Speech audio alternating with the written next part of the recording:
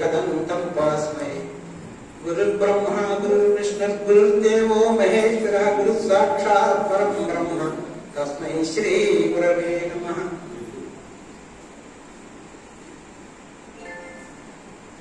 शारदा शारदाम्भोजवदना वदनाम्बुजे सर्वदा सर्वथास्माकं सन्निधि सन्निधिं क्रियाम्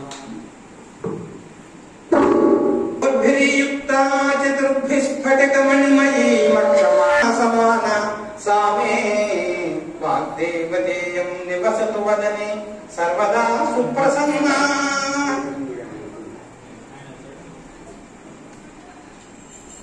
ఈ రోజు పరమ పవిత్రమైనటువంటి రోజు. కారణం ఏమిటంటే పరమాత్మ యొక్క సృష్టిలో 84 లక్షల రకముల జీవులు ఉన్నారు, ప్రాణులు.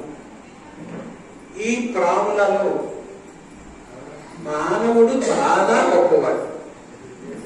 మానవ జన్మకు ఉన్నంత విశేషం దేనికి లేదు. ఎందుకు ఈ మానవ జన్మకి ఇంత విశేషం వచ్చింది అంటే, ఈ మానవుడికి ఒక వ్యక్తమైన వాక్కు అంటే స్ఫుటమైన మాటలు, చక్కని అర్థాన్ని బోధించగలిగి తన యొక్క భావాన్ని ఇతరులకి తెలియజేసేలా చక్కని వాక్కు అనేటువంటిది ఉండడం అనేటువంటిది మానవుడికి యొక్క ప్రథమమైనటువంటి ప్రధానమైనటువంటి ఒక. ఇది మిగిలిన జీవులు, ఈ మానవుల్ని మినహాయించి మిగిలినటువంటి ఈ 84 లక్షల జీవరాశులలో ఇలా తన అభిప్రాయాన్ని చెప్పడము, ఇతరుల యొక్క అభిప్రాయాన్ని స్వీకరించడము అనేటువంటిది ఇతరమైన ప్రాణులకు లేదు. ఇది మానవ జీవితంలో ఉన్నటువంటి శ్రేష్టత్వానికి గొప్పతనం. అయితే ఎంతమంది దీనిని ఉపయోగించుకోగలుగుతున్నారు? ఈ మానవ జన్మని సార్థకం చేసుకోగలుగుతున్నారు అంటే కొంతమంది మాత్రమే. ఈనాడు గురు పూర్ణిమ అన్నారు. అంటే గురు శబ్దం వల్ల మనకి ఒక గురువుగా తెలుస్తుంది. పూర్ణిమ అంటే ఇది ఒక తిథి. మనకి ఉన్నటువంటి తిథులలో ఇది ఒక తిథి. గురు పూర్ణిమ అంటే గురువుకి సంబంధించినటువంటిది ఈ పూర్ణిమ. ఏమిటి ఆ సంబంధం అంటే జన్య జనక భావము అంటారు శాస్త్ర పరిభాషలో. అంటే ఈనాడు వ్యాసుల వారు పుట్టినటువంటి రోజు. దీన్ని వ్యాస పూర్ణిమ అంటారు, గురు పూర్ణిమ. అయితే పరమాత్మ అనేకమైన అవతారాలను ధరించారు, ఆయనే పుట్టారు కదా. మరి ఆయన రోజుని ఏదో ఒక అవతారం పుట్టినటువంటి ఓ రాముడో కృష్ణుడో పుట్టినటువంటి రోజుకి ఈ గురు పూజోత్సవం చేసుకోకుండా ఒక వ్యాసుల వారు అంటే ఒక ఋషి అన్నమాట. ఒక ఋషి పుడితే ఆయన కోసం ఈవేళ ఇంత ఉత్సవం చేయాలా అని ఒక ప్రశ్న. అంటే చెయ్యాలి. మహాత్ములందరూ నిర్ణయించారు. కారణం ఏమిటి అంటే పరమాత్మ ఎన్ని అవతారాలు ఎత్తినా ఆయన అవతారం యొక్క పని ఏమిటి అంటే కృత్యం దుష్ట శిక్షణ, శిష్ట రక్షణ. అంటే శిష్టులను, ధర్మాత్మలను, మంచి వాళ్ళని రక్షించడం, ఎవరైతే లోకానికి పీడని దుఃఖాన్ని కలిగించేటువంటి వాళ్ళు ఉన్నారో వాళ్ళని, ఆ దౌష్ట్యాన్ని పోగొట్టడం. ఇది పరమాత్మ యొక్క లక్ష్యం. అయితే ఆనుషంగికంగా దీనివల్ల కూడా మనకి కొంత జ్ఞానం కలగచ్చు. కానీ ప్రధానంగా మనకి జ్ఞానాన్ని కలిగించిన అవతారం ఏది అంటే వ్యాసుల వారి యొక్క అవతారం. అంచేతనే శ్రీమద్భాగవతంలో చెప్తారు, పరమాత్మ యొక్క 21 అవతారములలో వ్యాసుల వారు ఒక అవతారం.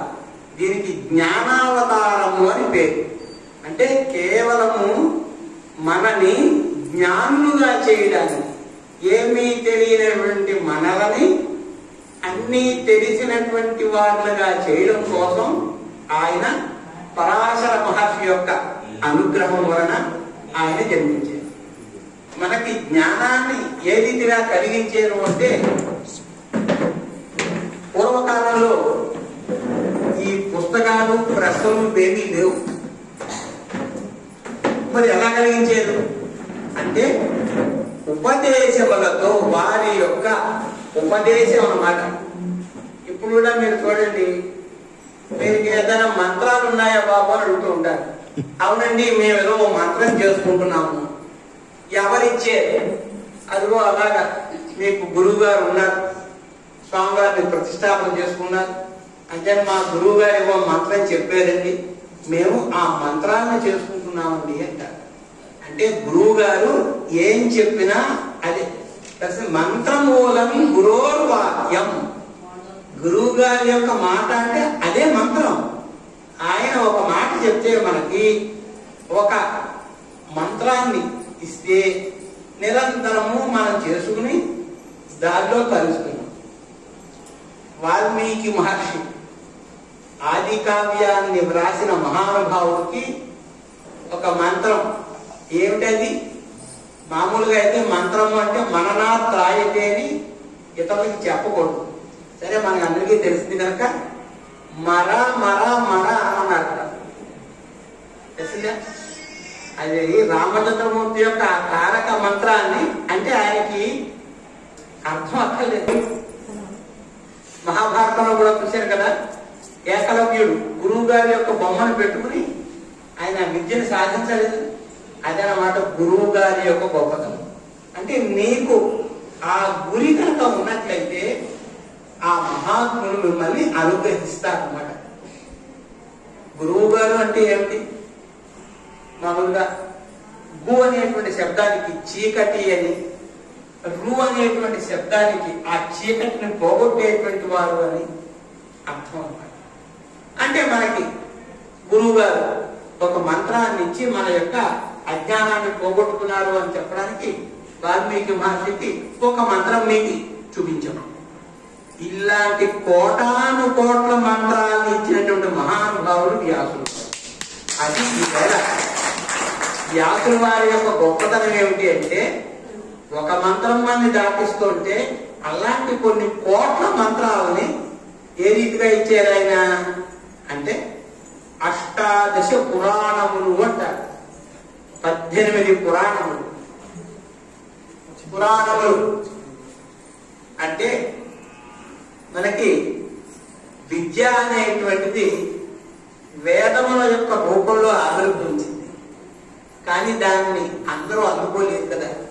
ఎంతమంది వేదాలు చదవగలుగుతారు? కనుక వేదాలు శాస్త్రములు చదివినటువంటి పండితులు ఎవరైతే ఉంటారో వాళ్ళు దాని సారాన్ని మనకి చెప్తే చాలు, అంచేత కష్టపడక్కర్లేదు. అదిగో వ్యాసుల వారు ఆ పని చేసేది.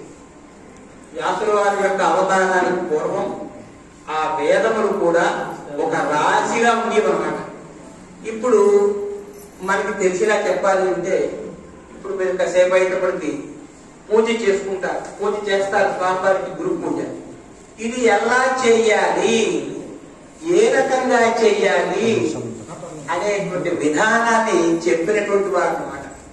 వేదములలో అనేకమైన విషయాలు ఉంటాయి. ఆ విషయాన్ని ఒక దేవతని ఆవాహన చెయ్యాలి అంటే ఏ మంత్రంతో ఆవాహన చెయ్యాలి, ఆ దేవత యొక్క అనుగ్రహాన్ని పొందడానికి హోమం చెయ్యాలి అంటే ఆ హోమం ఏ మంత్రంతో చెయ్యాలి, ఏ రీతిగా చెయ్యాలి, ఆ దేవతని అనుగ్రహింపు చేసుకోవాలి అంటే స్తోత్రములు అనేటువంటి ఉంటాయన్నమాట. యజ్ఞంలో ఒక స్తోత్రములు అని ఉంటాయి. కొన్ని స్తోత్రములతో ఆ దేవతల్ని స్తుతించాలి.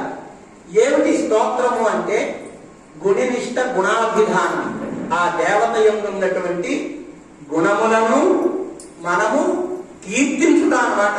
స్తుతి అంటే కదా లోకంలో కూడా ఆదిగానే వచ్చింది కదా. దేవతలను కూడా మనం అలాగా ఆయా స్తోత్రములతో, అయితే ఆ స్తోత్రములని మనం అంటే మనకి ఇప్పుడు తెచ్చిపోయేది రామాయణ కృష్ణాయన ఏదో అంటున్నాం. మరి వేదము యజ్ఞము అనేటప్పటికీ కొన్ని మంత్రాలు ఉన్నాయి అన్నమాట. వాటినే ఋక్కులు అంటారు. ఋగ్వేదం చెప్తుంది అన్నమాట. వ్యాసులు వారు పుట్టే సమయానికి వేదం అంతా ఏకరాశిగా ఉంది.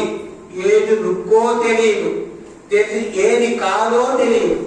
అందులో అనేకమైన ఉన్నాయన్నమాట. ఏ ఋక్కులో ఏ ఛందస్సుతో ఏ గానం చేయాలో తెలియదు. యజ్ఞంలో 4 ఉంటారు అన్నమాట. మన ఇంట్లో కూడా చూసారా, పూజ చేయించేయాలని బ్రహ్మగారు అంటలేదు. అలా బ్రహ్మగారు ఏం చేయాలి, అధ్వర్యుడు అని ఒక ఆయన ఉంటాడు, ముఖ్యమైన పనులన్నీ చేసేటువంటి ఆయన. ఆయన ఏం చెయ్యాలి, ఆయన చదవవలసిన మంత్రాలు ఏమిటి, గానం చెప్పిన విధంగా స్తుతి స్తోత్రం చేయడానికి గానం చేయాలి. గానం చేసే ఉద్గాత అంటారు అన్నమాట. యజ్ఞంలో 4 ఉంటారు అన్నమాట. ఆ 4కి మళ్ళీ ఒక్కొక్కళ్ళేసి 4 విభాగాలుగా 16 ఉంటారు ఒక యజ్ఞం చేయాలి అంటే. ఈ 16 ఎవరి మంత్రాలు ఏవి అనేటువంటి విభాగం లేదు.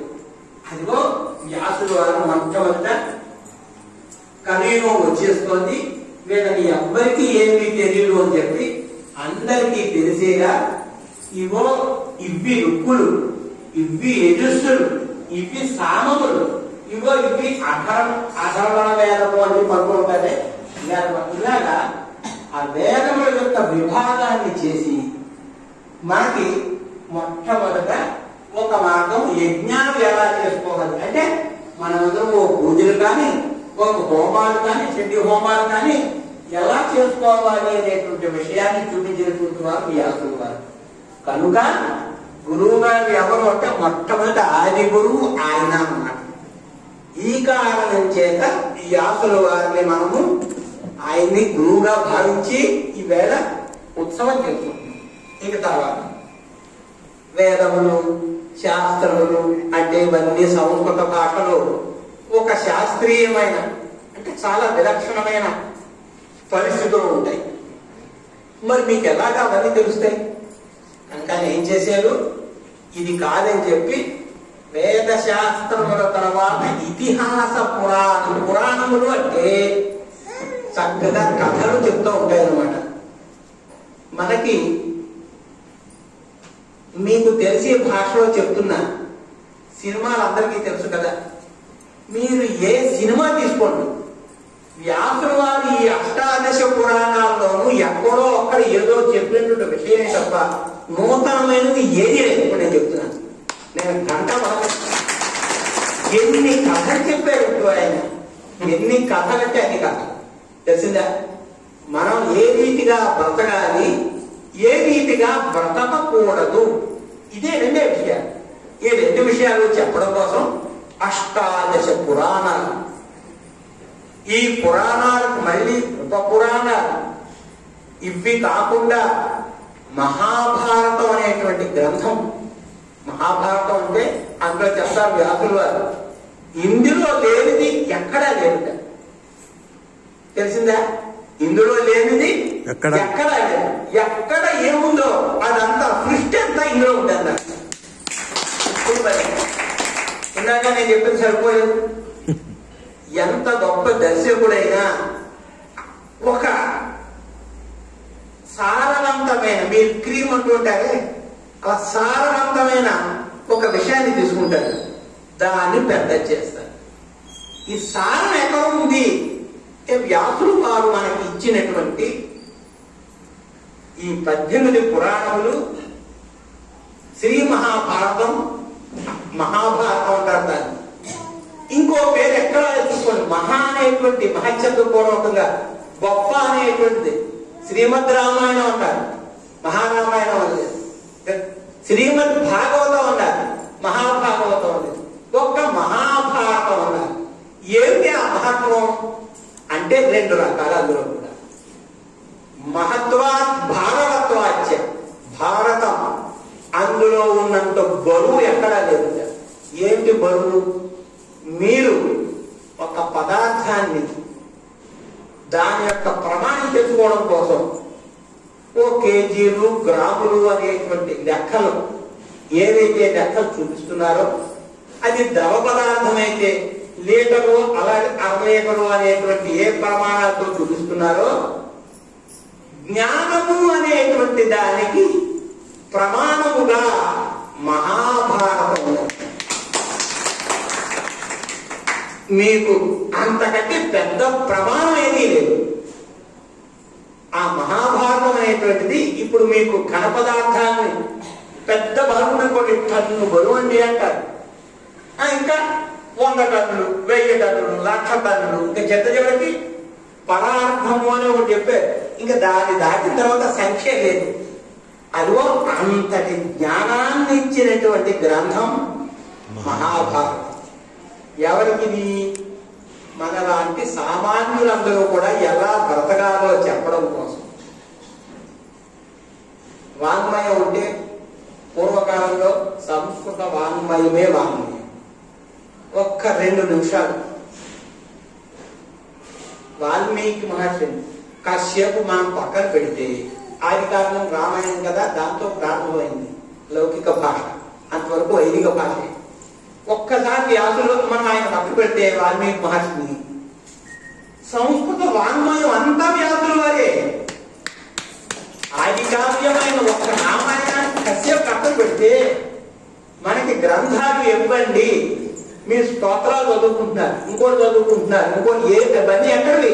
విష్ణు సహస్రనామం, శివ సహస్రం, లేదా ఇవన్నీ ఎక్కడి నుంచి వచ్చాయి? వ్యాసులు వారు ఇచ్చినటువంటి అష్టాదశ పురాణాల్లో ఉన్నటువంటి మంత్రాలు. కనుక జ్ఞానం కావాలి అంటే వ్యాసులు వారు తప్ప ఇంకొక మార్గమే లేదు. తెలిసిందా? అంచేత ఆ కారణంగా ఈవేళ వ్యాసులు వారి యొక్క జన్మదినాన్ని పురస్కరించుకొని మనం పెద్ద గొప్ప ఉత్సవాన్ని చేసుకుంటున్నాం. ఇక్కడికి కొంత విషయం చెప్పారు. ఇవి మీకు కూడా తెలిసి మీకు అందరి విషయాలు చెప్తున్నాను. ఇందులో మీరు మేధావులు బుద్ధిమంతులు ఉంటే అందుకోవచ్చు, దానికే పర్వాలేదు.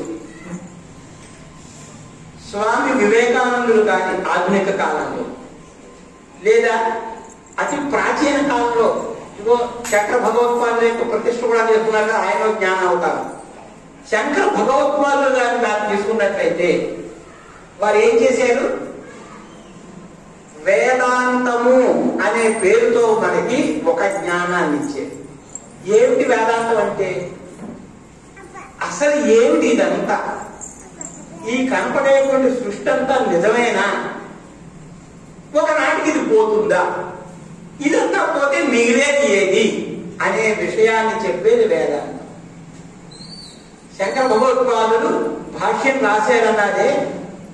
భాష్యం అంటే ఒక వ్యాఖ్యానం. దేనికి రాసేదైనా? వ్యాసుల వారు సూత్రాలు రాసేట్టు పెట్టారు. వ్యాస సూత్రములు అంటారు వేదాంత శాస్త్రానికి. వ్యాసుల వారు అథాతో బ్రహ్మ జిజ్ఞాస అని చెప్పి మొదటి సూత్రం అన్నమాట.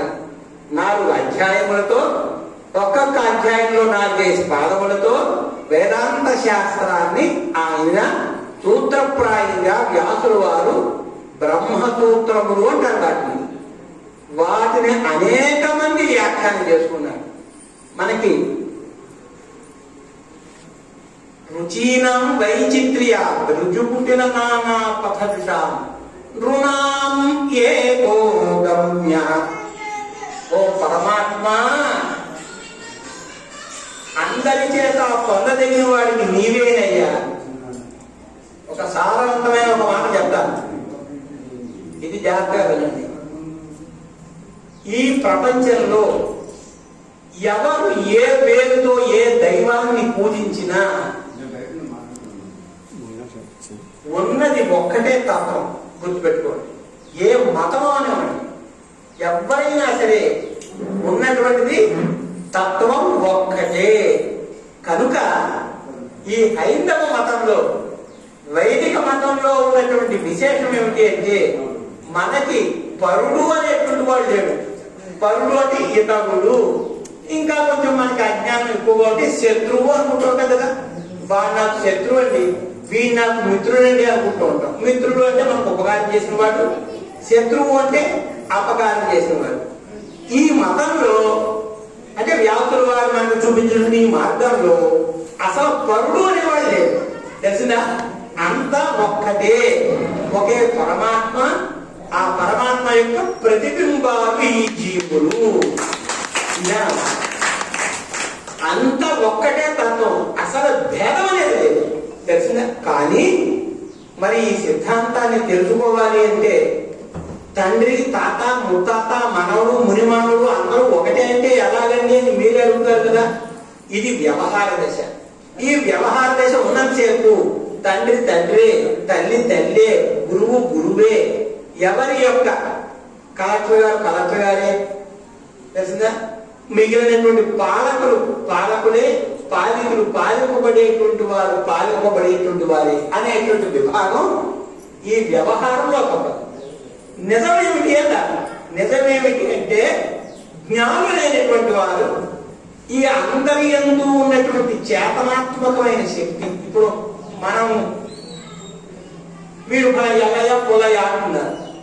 ఈ ప్రాణం పోతే శవము అంటున్నారు తప్ప ఇంకా దానికి నామరూపాలు లేవు. గుర్తుపెట్టుకోండి. ఈ మధ్యలో ఉన్నంతసేపే నామరూపాలు ఈ జగత్తుకి. తెలిసిందా? అంతేత ఏది మరి మిగిలిపోయింది? ఇది పాంచభౌతికమైన దేహం. పంచభూతాలు అంటే ఈ పృథివీ, జలము, అగ్ని, వాయువు, ఆకాశం. ఈ దేహంలో ఇవే మీరు చూసుకోండి. మీరు కోసేస్తే దేహాన్ని ఘన పదార్థంగా ఉంటుంది మట్టి, ద్రవ పదార్థంగా ఉంటుంది జలం, గాలి ఆడడానికి లోపల నాడులు తిరుగుతున్నాయి కదా వాయువు, తిన్నటువంటి ఆహారం మనకి జీర్ణం అవుతుంది కదా అగ్ని. తెలిసిందా? సంచరించడానికి లోపల ఖాళీస్తారు పంచభూతాలు. ఇదే ఈ పంచభూతముల యొక్క బొమ్మ. ఇది ఏమీ లేదు ఇందులో. మరి ఎవరున్నారు ఇందులో? పరమాత్మ ఉన్నాడు. నేను మాట్లాడుతున్నానంటే పరమాత్మ మాట్లాడుతుంటే నేను కాదు. ఇందాక నా పేరు చెప్పారు ఆయన. నేను అంటే ఎవరు? ఈ దేహం కాదు, కానీ ఈ దేహము ఉపాధిగా గల లోపల పరమాత్మ. ఇప్పుడు తర్వాత ఇంకో ఆయన వస్తారు. ఆయన ఎవరు? ఆ దేహము ఉపాధిగా గల ఒకే పరమాత్మ. ఈ పరమాత్మ ఆ పరమాత్మ ఒక్కటే. అదిగో అది జ్ఞానం అంటే. అందరూ ఒకటి అంటే మరి ఎందుకు తెలియడం లేదండి అన్న. దీనికి ఏం చెప్పారంటే మాయా అనేటువంటి అజ్ఞానము అనేటువంటి ఒక తెర ఉంది. ఈ అజ్ఞానము అనేటువంటి సూర్యుడికి ఒక మేఘం అడ్డొస్తే మనకి ఏమవుతుంది? చీకటి వచ్చేస్తుంది, వెలుతురంతా పోతుంది. అంత మాత్రాన సూర్యుడు లేదట. ఆ మబ్బు వెళ్ళిపోయిన తర్వాత సూర్యుడి యొక్క దర్శనం అవ్వట్లేదా మనకి? అలాగే ఈ లోపల ఉన్నటువంటి పరమాత్మ, ఆయనకే సర్వాంతర్యామి, అందరి యందు ఉన్నటువంటి అంతర్యామి, ఆయనే నేను. నాకంటే వేరు లేరు. కనబడేటువంటి దేహం అంతా ఒకనాటికి పోయేది. మరి మిగిలినది ఏది? లోపల ఉన్నటువంటి అంతర్యామి తత్వం ఉందే, అదే గురువు అంటే. ఇదే మనకి వ్యాసులు చెప్పారు. కనుక నాయన ఈ అహంగ్రహోపాసన అన్నారు, దీన్ని ఆత్మభావన అన్నారు. ఈ ఆత్మభావన చేయండి నాయన. చేస్తే మీకు అసలు తత్వం అని తెలుసుకుంటే మీకు వాడు శత్రువు, వీడు మిత్రుడు, నాకు అనుకూలుడు, వీడు ప్రతికూలుడు అనేటువంటి భావన ఉండదు. భావన లేకపోతే ఏమవుతుంది? పరమాత్మ యొక్క అనుగ్రహం కలుగుతుంది. ఇది లేనంతసేపు, ఈ అజ్ఞానం ఉన్నంతసేపు మీకు ఆ జ్ఞాన సూర్యుడు భాషించాడు. కనుక లోపల ఉన్నటువంటి పరమాత్మ చుట్టూ ఉన్నటువంటి ఈ అజ్ఞానాన్ని మనం ఎలా తొలగించుకోవాలో మార్గాలు చెప్పినటువంటి వారు వ్యాసుల వారు. అందుచేత ఈ వేళ మనం ఆ వ్యాసుల వారిని గుర్తు పెట్టుకుని ఆయన చెప్పినటువంటి గ్రంథాల్లో ఉన్నటువంటి విషయాలని మనం వేళ ముచ్చటనుకుంటున్నాం అనమాట. ఏ పురాణం తీసుకున్నా, ఏ కథ తీసుకున్నా ఇప్పుడు నేను చెప్పినట్టు సారమే. ఉదాహరణకి భాగవతంలో ప్రహ్లాదోపాఖ్యానం ఉంది కదా, ఆ ప్రహ్లాదోపాఖ్యానంలో ఇప్పుడు నేను చెప్పినటువంటి మీకు మాయా అన్నానే హిరణ్యకశిపుడికి ఆయన చెప్పింది కూడా అదే. ఏమని చెప్పాడు ఆయన? హిరణ్యకశిపుడు నాకంటే గొప్పవాడు లేడు, నన్ను మించిన వాడు లేడు అన్నాడు. కానీ ప్రహ్లాదుడు ఏం చెప్పాడు?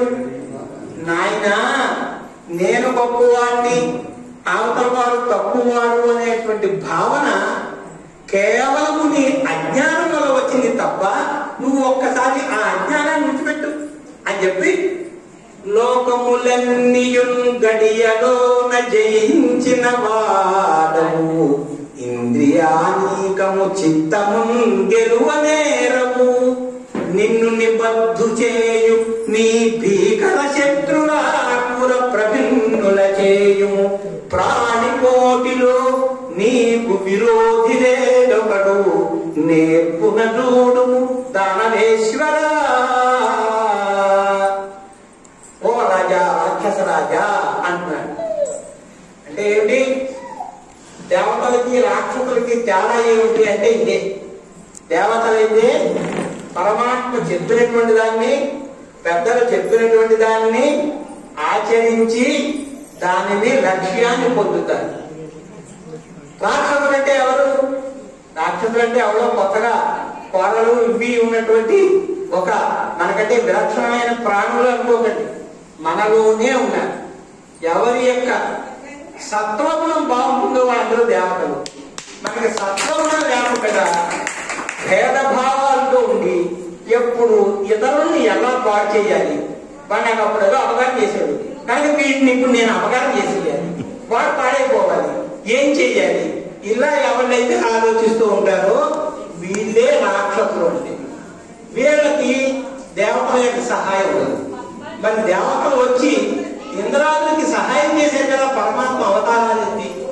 ఎందుకు ఎత్తి అవతారాలు ఎత్తి సహాయం చేశారు అంటే దేవతలకి ఓ విష్ణువు మీద, ఓ ఈశ్వరుడి మీద ఓ నమ్మకం ఉండి వాళ్ళు చెప్పినటువంటి మార్గాల్ని అనుసరిస్తూ ఎప్పుడైనా తప్పులు చేసినా దిద్దేసుకుని జాగ్రత్తగా నకశ్చిన్న అపరాధ్యది అంటుంది శాస్త్రం. ఈ సృష్టిలో తప్పులు లేనివాడు, తప్పు చేయని వాడు ఉండడు, గుర్తుపెట్టుకోండి. కానీ దిద్దుకున్నటువంటి వాడే గొప్పవాడు. అది కావాలి. ఇదిగో ఈ వ్యాసుల వారి యొక్క వాంగ్మయం మనకి ఏం చేస్తుంది అంటే ఆ పని చేస్తుంది అనమాట. ఏ గ్రంథం మీరు తీసుకున్నా సరే వాటి సారాంశం ఏంటి? మనకి ఈ జ్ఞానాన్ని పొందకుండా ఒక మాయ అడ్డు తగులుతోంది. ఈ మాయ అనేటువంటి అడ్డుని కనుక తొలగి ఉంటే మనకి కావలసినటువంటి జ్ఞానం కలుగుతుంది అనే భావం కలగాలి. ఈ భావం కలగాలి అంటే వ్యాసుల వారు ఏ ఏ విషయాలు చెప్పారో వాటిని మనం మాటి మాటికి చేసుకోవడమే. శ్రీరామనామం వచ్చిందనుకోండి, రామాయణం పారాయణ చేసిన చక్కగా రామచంద్రమూర్తి యొక్క కథ చెప్పుకుంటూ ఉంటాం. కృష్ణాష్టమి వచ్చిందనుకోండి, ఆ రోజున తప్పనిసరిగా కృష్ణ పరమాత్మ కోసం సేవ చేసి ఆయన చెప్పినటువంటి భాగవతాది గ్రంథాలని మనం పారాయణ చేసుకుంటాం. ఎందుకు? వ్యాసుల వారు అమోఘమైన అనర్ఘ రత్నాలని అందులో ఉంచి నాయన మీరు బాగుపడేటువంటి మార్గం.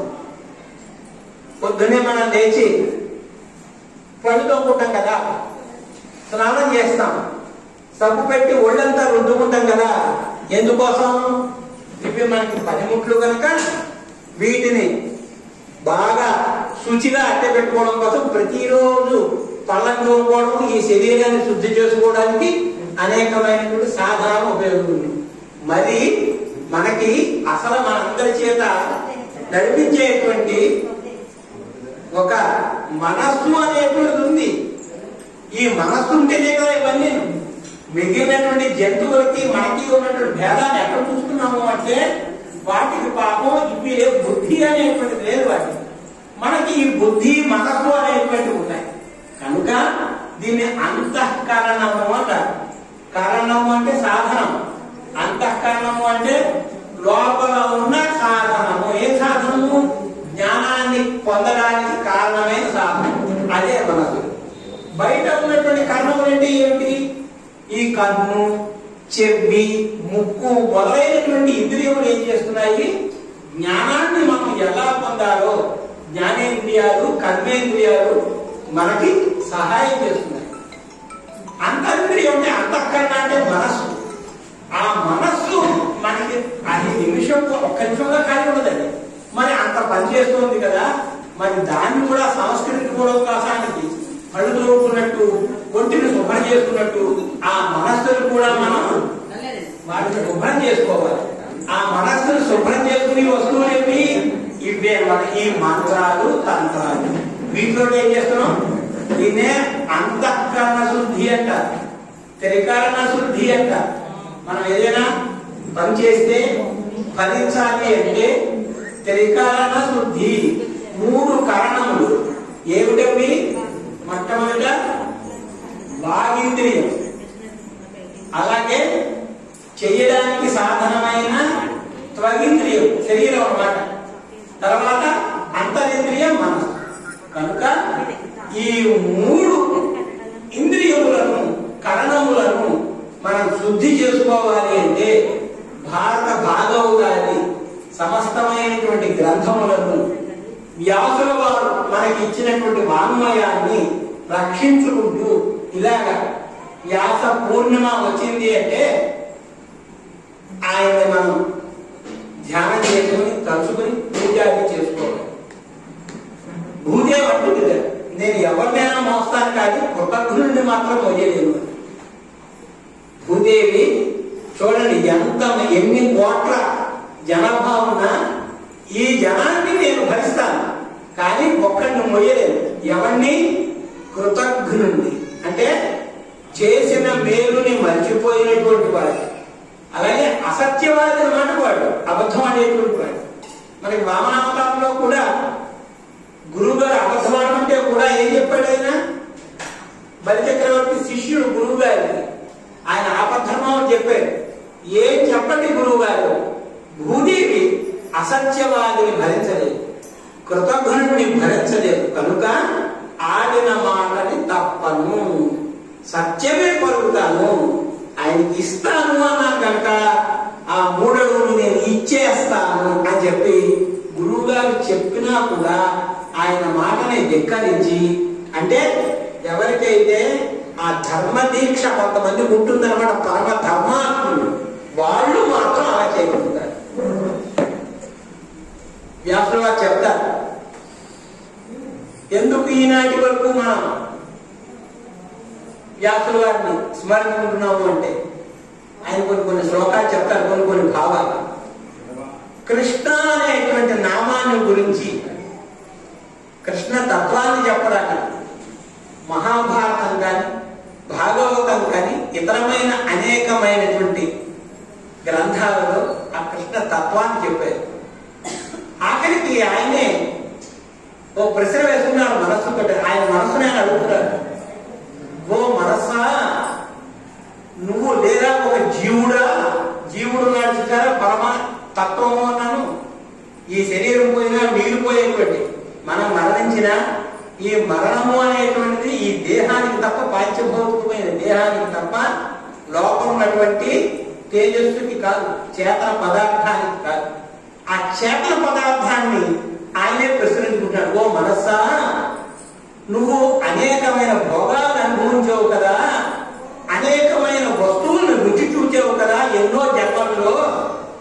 కృష్ణ అనేటువంటి నామమునందు ఉన్నటువంటి రుచి నీకు ఎక్కడైనా కనపడిందా? అందుకు కృష్ణుని యొక్క అనుగ్రహాన్ని పొందడానికి ఆయన సేవ చేయాలి. మృద్వీకా వసితా సితా సమసితా స్ఫీతం నిపీతం పయః స్వర్యాతేన సుధాప్యధాయి కతిధానం బాధనః ఖండితః తత్వం బ్రూహి మదీయ జీవ భవతా భూయో భవే భ్రామ్యత కృష్ణేత్యక్ష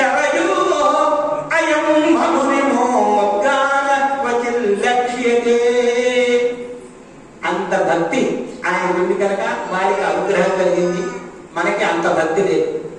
ఆయన అడుగుతున్నాడు ఆయనే, ఓ జీవుడా, నువ్వు ఈ సృష్టిలో మిక్కిలి మధురమైనటువంటి రసము కలది ఏమిటి అంటే తీయ ద్రాక్ష అన్నాడు.